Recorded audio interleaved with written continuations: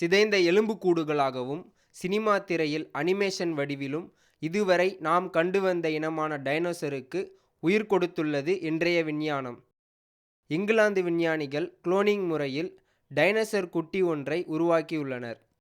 England Liverpool பல்கலைக்கழகத்தில் தற்சமயம் வைக்கப்பட்டுள்ள இந்த டைனோசர் குட்டிக்கு ஸ்பெட் என்று பெயர் சூட்டியுள்ள விஞ்ஞானிகள் டைனோசரின் மரபணுவை தீக்கோழியின் கருவில் செலுத்தி இதனை உருவாக்கியுள்ளனர் என்பது குறிப்பிடத்தக்கது. அழிந்து போன பழமையான உயிரினம் என்று அருங்காட்சியக காட்சி பொருளாகவும் தொல்லியல் துறையின் ஆராய்ச்சி பொருளாகவும் இதுவரை இருந்து வந்த டைனோசர் நம்முடன் இணைந்திருப்பது நவீன விஞ்ஞானத்தின் பெரும் சாதனையே.